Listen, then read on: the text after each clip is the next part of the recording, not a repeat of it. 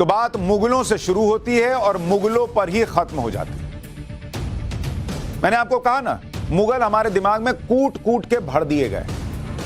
मुगलों से पहले और मुगलों के बाद जैसे कुछ इस देश में हुआ ही नहीं ऐसा लगता है। और मैं चैलेंज करता हूं, आप सड़क पे निकलिए, पूछिए, जहांगीर का नाम सुने? हाँ सुने। शाहजहां का नाम सुने? हाँ सुने। अकबर का सुने? हाँ सुने। औरंगजेब का सुने? हाँ सुने। लेकिन आप पूछ लीजिए, लचित बोरफुकन का नाम सुने? ना ना नहीं सुने। चोल राजाओं का नाम सुने? ना ना ना नहीं सुने। ये कौन है? इसीलिए मैंने पाठशाला में कई बार आपको उन गुमनाम लोगों के बारे में बताया जिन्होंने वो काम किए जो मुगल कभी सोच भी नहीं सकते थे, करना तो दूर की बात।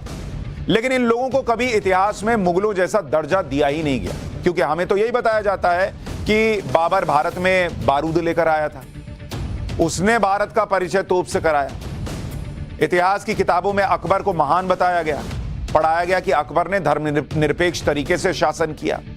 शाहजहां के बारे में पढ़ाया गया कि वो कला प्रेमी था। बताओ, प्यार की सबसे अमर निशानी ताजमहल का निर्माण करा दिया। बच्चे स्कूल से जाते हैं, टोटी पकड़ के फोटो खिंचाते हैं, मतलब दिखते हुए कि टोटी पकड़ ली। इतिहास की किताबों में जहांगीर के बारे में बताया गया कि वो बहुत न्यायप्रिय था। यहां तक कि औरंगजेब के बारे में भी बहुत कुछ लिख दिए, अत्याचारी था वगैरह वगैरह, थोड़ा बहुत पढ़ा के कि हाँ बहुत न्यायप्रिय भी था, मेहनती बादशाह भी था, ये सब भी बता दिए। इन सभी के बारे में इतिहास की किताबों में पन्ने भर भर दिए गए। लेकिन जब बात पन्नों के, भारत के असली नायकों के नाम बताने, उनके काम बताने के आई, उससे पन्ने भरने के आई, तो ऐसा लगता है जैसे इतिहास लिखने वालों की याददाश्त चली जाती है, वो गजनी बन जाते हैं, उनको समझ ही में नहीं आता क्या लिखना। फिर 15 मिनट बाद याददाश्त आती है, फिर मुगल के बारे में लिखने लगते हैं। और इसलिए हम आपको पाठशाला में उन भूले हुए नायकों के बारे में बताते रहे, जैसे हमने राजा सुहेलदेव के बारे में बताया, जिन्होंने लगभग 1000 साल पहले आक्रांता महमूद गजनवी के भतीजे सालार मसूद को बहराइच के युद्ध में मार गिराया था। लेकिन राजा सुहेलदेव को भुला दिया गया। इतिहास लिखने वाले गजनियों को याद ही नहीं रहा कि इसके बारे में भी लिखना है, इनके बारे में भी लिखना है, जबकि सालार मसूद की मजार बना दी गई। हमने चोल साम्राज्य के हिंदू राजाओं के बारे में आपको बताया, जिन्होंने आज से 1200 साल पहले ऐसे ऐसे काम किए जो उनके बाद आने वाले मुगल सोच भी नहीं पाए। चोल राजाओं के पास अपनी नौसेना थी, उनका साम्राज्य विदेशों तक फैला था, उन्होंने ऐसे ऐसे मंदिर बनाए जिसके सामने ताजमहल फीका पड़ जाए। लेकिन स्कूलों के क्या कैंप्स जाते हैं, जरा आओ, चोल राजाओं ने जो बनाया वो साइंस का ऐसा नमूना है कि लोग, बच्चों को देखना चाहिए। नहीं, वही टोटी पकड़ के फोटो खिंचा रहे हैं। अरे वो फोटो खिंचवाइए, फिर उधर भी लेके ना जाइए।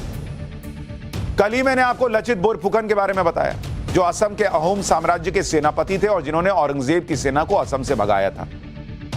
गुवाहाटी के पास सरायघाट में औरंगजेब की मुगल सेना को बुरी तरह से हराया।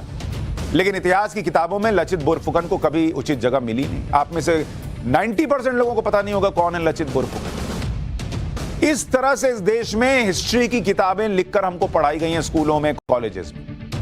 और इसी को लेकर आज ही प्रधानमंत्री नरेंद्र मोदी ने भी कहा कि हमें साजिश के तहत गुलामी का इतिहास पढ़ाया जाता है या पढ़ाया जाता रहा है, जबकि भारत का इतिहास योद्धाओं का इतिहास है, बलिदान का इतिहास है। एक बार प्रधानमंत्री को सुन लीजिए, फिर आज मैं आपको वीर योद्धा जिन्हें बताया गया उनके बारे में भी बताऊंगा।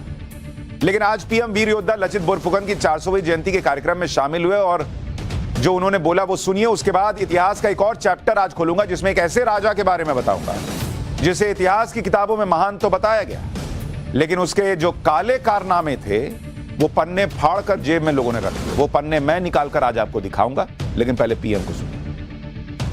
इतिहास सिर्फ गुलामी का इतिहास नहीं है। भारत का इतिहास योद्धाओं का इतिहास है, विजय का इतिहास है। भारत का इतिहास अत्याचारियों के विरुद्ध अभूतपूर्व शौर्य और पराक्रम दिखाने का इतिहास है। भारत का इतिहास जय का है, भारत का इतिहास जंग का है, भारत का इतिहास त्याग का है, तप का है, भारत का इतिहास वीरता का है, बलिदान का है, महान परंपरा का है। लेकिन दुर्भाग्य से हमें आजादी के बाद भी वही इतिहास पढ़ाया जाता रहा जो गुलामी के कालखंड में साजिशन रचा गया था।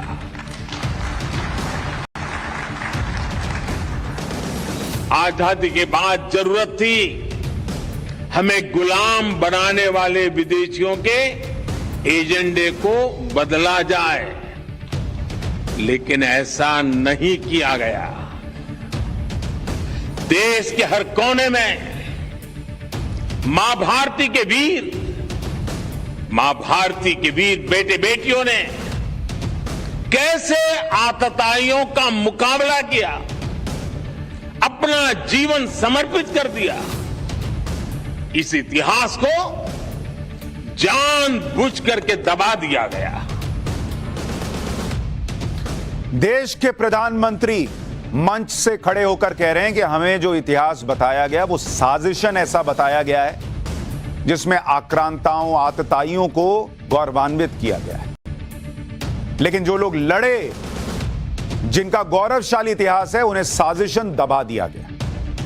और इसलिए जब मैं पाठशाला में ये आपको बताता हूं तो सिर्फ सुनिए मत, ये जानकारियां दूसरों को बताइए।